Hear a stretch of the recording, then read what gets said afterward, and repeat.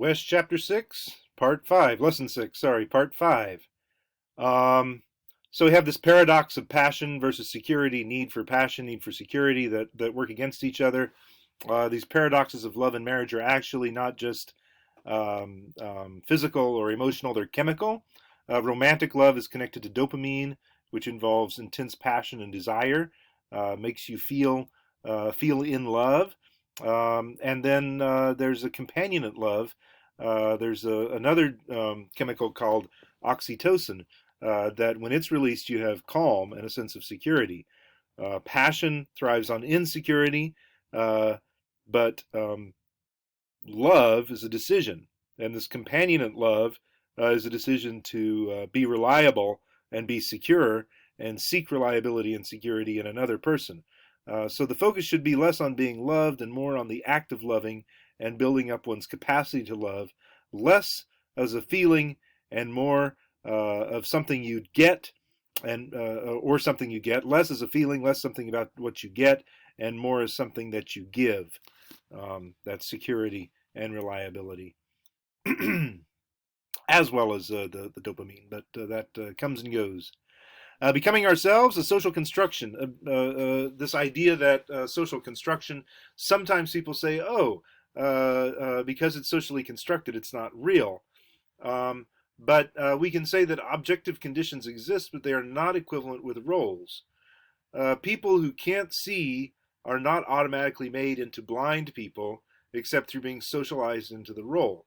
So just because an objective condition exists, just because you have dark brown skin, or just because you can't move your legs, that doesn't mean that you automatically take up a role of black or disabled. You have to have a social role created by society for you to fill. And this social role constructs blind people in the United States as docile, dependent, melancholy, and helpless. So there are all of these associated assumptions about blind people that don't necessarily have to be there.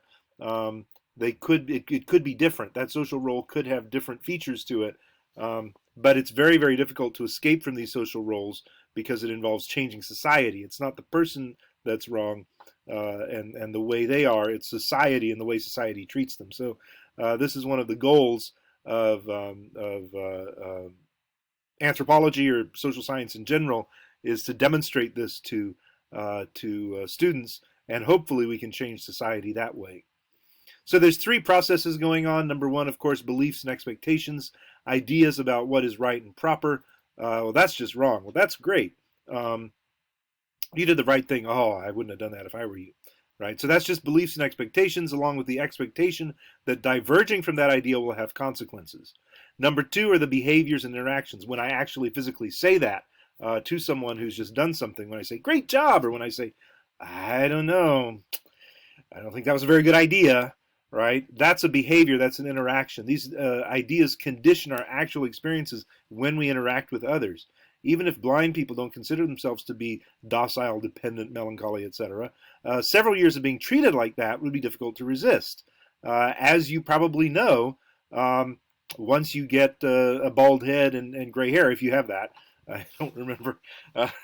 Believe me, once you become a parent, you get treated differently. And when people treat you that way long enough, you start to act like it. I remember the first time, 11 years ago when I got my PhD, the first time someone called me Dr. Schaefer, it was jarring. I wasn't expecting to be treated like that.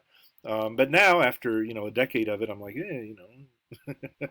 I have grown into the social role created for me. It's very, very difficult to resist being treated the way society has determined that you are. So people, this is true for people who are incarcerated, people who are rewarded for good behavior, etc. So it takes exceptional personal fortitude to resist the stereotype and not to act the quote unquote right way, right? The right way, the way that's appropriate for your status. Why is it so hard? It is so hard because of structures and institutions. So it's not just beliefs and expectations. It's not just behaviors and interactions. These beliefs and behaviors are reinforced and supported by actual powerful institutions. There are actual physical rewards. You can get paid money for acting the right way. You can get beaten down for acting the wrong way. And they come from families, from courts, from schools, from hospitals, prisons, churches, businesses, factories, social clubs, sports teams, offices, etc. There are all kinds of institutions, and these institutions have sanctions and rewards in place for your behavior, and will punish you and reward you as you fit along, and go through life doing what you're supposed to do. You may find yourself after, I had a friend once who was he said he was a long-haired pot smoker in high school. He was completely irresponsible, and just wasting his life. And so his parents sent him to a military college, I don't know, Citadel or something like that, for his college, a military school. And when I knew him, he had been there for like 2 or 3 years. He was a junior or something like that. And he was the most disciplined person I've ever seen. He got up early, he exercised, he did all of his work on time. He was very responsible, because he was rewarded for that when he was at the military school. In their schools, their jobs, and the social services that exist to provide for blind people, performing to these attributes, being docile, dependent, melancholy, etc., is rewarded. And this is generalized for race, class, gender, ethnicity, etc. People act the way they are rewarded or punished. They act to those standards.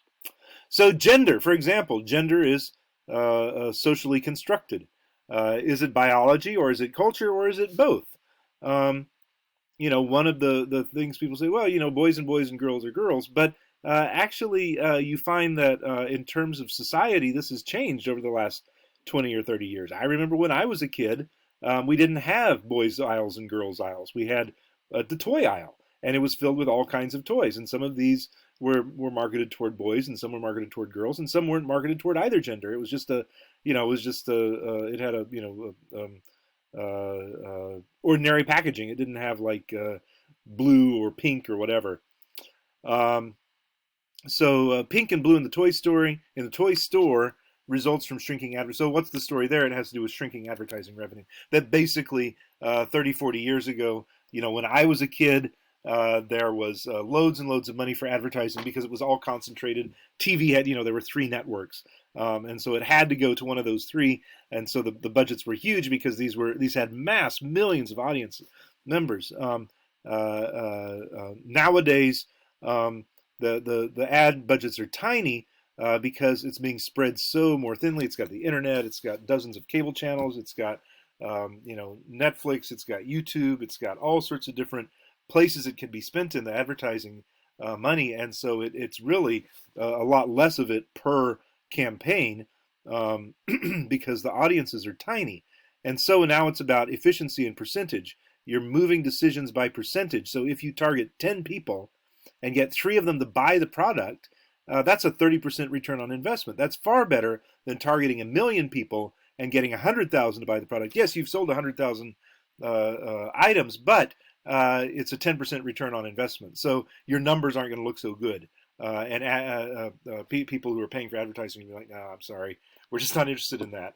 I realize that you think it's always a big deal to sell 100,000, but believe me, we are much more interested in selling 3 out of 10 than 100,000 out of 1 million, because it's just gonna win over the long run.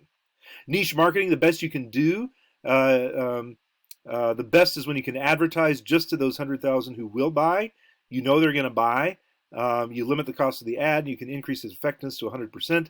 So the answer to all this is market segmentation. You split the boys from the girls. You segment your market into half the number of potential buyers. If you sell on the basis of gender, you improve your chances of being more efficient in your advertising. And the same happens for politics, right? Market segmentation in political advertising. If money is what rules the world, and if you can win, if you can just throw $1 billion in that campaign, which as Bloomberg just demonstrated, spending $1 billion on your vanity presidential campaign is not necessarily a guaranteed success.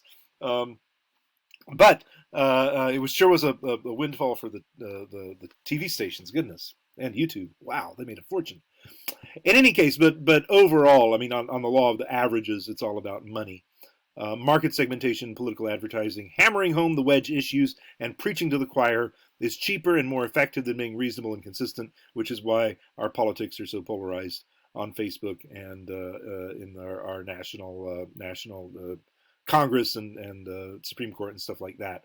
All has to do with market segmentation. So the result is that girls and boys experience very different advertising, and as a result, they actually begin to believe the hype that men are from Mars and women are from Venus, or whatever other nonsense is out there. Are men naturally suited for STEM? This is one of the things that they say. Oh yeah, men are just sort of more calculating, rational. They're better with numbers. But when we look at the entire world, women earn the majority of science degrees in Iran, in Oman. They're the majority. Let's see, the slight minority for all graduates, but in terms of who's majoring in science, it's huge, right? It's over 60%, almost 70% in Iran, Oman, Saudi Arabia. It comes down a bit, closer to 60% in Romania, Algeria, Bulgaria, Malaysia. It only gets, it's still over 50% in Uzbekistan, in Jordan, Palestine, Mongolia, Azerbaijan.